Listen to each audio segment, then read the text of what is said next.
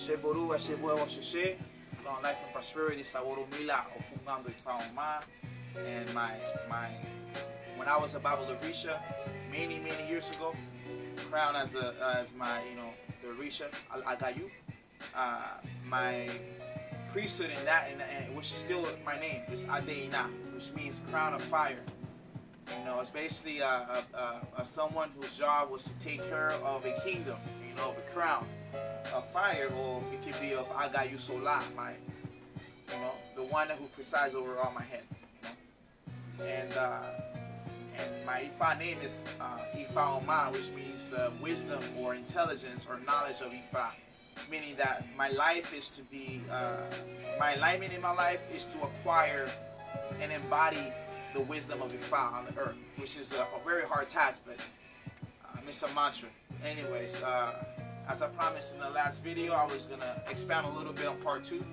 I briefly spoke about 2 forms of creation, and I got carried away with Egun. I didn't expound on it, but on this one I will. So this version of creation is very interesting. It's very metaphysical. If I can give you a visual how it looks in an illustration, just visualize the yin-yang, right? The yin-yang, has a part that's black with a white eye, right? A white dot, I mean. And a part that is black with a white dot, right? And all that means is that polarities are complementary with each other. They eventually become one in the other. There's no distinction, it's all relative. So why I'm saying all this metaphysical stuff is because the creation is a little complicated. This version is basically, it talks about how in the beginning, when there was all pitch blackness, triple stage darkness, there was one white dot that appeared. It's one little white dot, right? And when that one white dot appeared, the consciousness behind the triple stage darkness said, "What are you? What are you doing here?" to the white dot. The white dot had a voice and said, "I am Akamala," or the original name of the creator in our tradition, Olodumare. I'm Akamala, the creator. I'm here to, my purpose is to create, right? So Eshu, which is the triple stage darkness, that consciousness, said, "All right, cool, but I want to be a part of everything you create." Eshu said, "I'm not able to create nothing. I don't have the power to create, but I'm able to change stuff around what you made. Could I be a part of this?" I said, "Sure." So that is why when night was made, they exist. That's why the sun exists and the moon exists. That's what's man, woman, negative, positive, magnetic, electromagnetic, right? Positive, negative, cold, hot, tall, short, polarities, duality. It's the law of the universe. So that's the yin yang, like I was talking about, right? So then Olodumare or Akamala began to create planets and stars in the universe, right? 1 second, please. So he created everything, right? So as he was making everything, he spoke, he created a spirit behind everything. In other words, a spirit of consciousness in each planet, each star, each constellation, each planet. Every life form and every living life form had a spirit, according to this tradition. Similar to the Japanese Zen Buddhism, where there's a belief that everything has a spirit in it. Right? Nature, rocks, mountains, right? Same thing with the Ifa tradition, but it had a given name. For example, the spirit of the earth, once the earth was made, is known as Aye. It's an actual spirit called Aye. The planetary consciousness, that concept, right? All right. I know it sounds very metaphysical. I know. Let me go back to earth a little bit.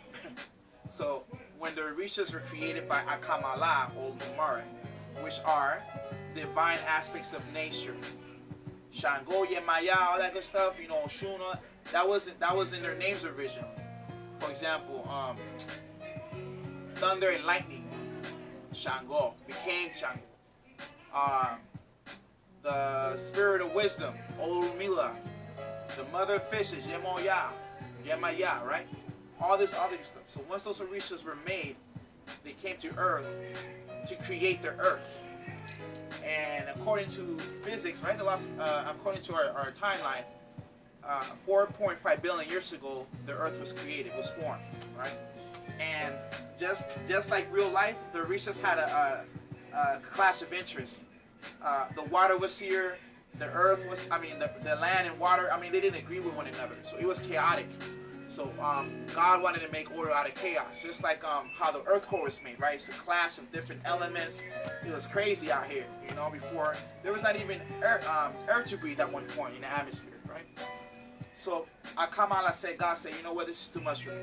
Y'all come back, exit the stage, right? So he made them leave, and then he created the world again. I mean, he continued to make the world a second time, but this time, Oromila, along with other deities, were sent to earth with what? Human beings that Olodumare created, or Kamala. The first human beings. The Isha Risha had 200 representatives, in other words, 200 human beings on the earth. But none of them were successful because they were not able to create an environment that was worthy of living for human beings. But according to the story, Oromila was the only one successful. And our belief, at least in our tradition, is that anybody who's initiated or involved in this tradition, it says that we were automatically the original descendants or reincarnation of those first children of the gods, you know what I mean, of the Orishas. So if Agayusola is my alabatori, when he came down with 200 people, I was among them. You know what I mean? Anybody that's a daughter of Oshunyamaya or Batala, whatever the case may be, they were originally one of those 200 children. But those 200 children had names, original names. Me as the crown priest, Baba Lorisha, Adeina. So Adeina, the original one, was in that time. And I'm just a reincarnation somehow. It's crazy, but that's the belief. Alright? I know. But Oromila, so that's the two forms of creation. There's thousands of different forms. But this is to explain to you the distinction between Orisha, right? Divine aspects of nature. Human beings, right? Planets, plants, mountains, because all of this has spirits, had a spiritual essence. The plants have life, has a spirit behind it. That's why we respect the plants and the forests, you know what I mean? The animals have spirits behind it. We respect the animals. Everything has a spirit behind it. Everything, human beings, everything. The breath of life in the book of Genesis, right? Same thing with this tradition. So the idea that our tradition does not believe in God or a creator, it's not accurate. But that's based off misinformation from outsiders who are not initiated and give their opinion, make books about our stuff, you know, making hypotheses and stuff. This is from an actual priest, you know, official priest, just telling you that this is where our traditional stories of the divine source and how the earth was made in different ways. But I wanted to share that to expound even on creation and tell you how complex it is in our tradition. But as far as Egu,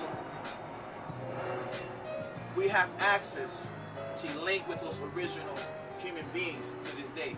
It's crazy, but that's how we gather information and knowledge. Let's look at other cultures.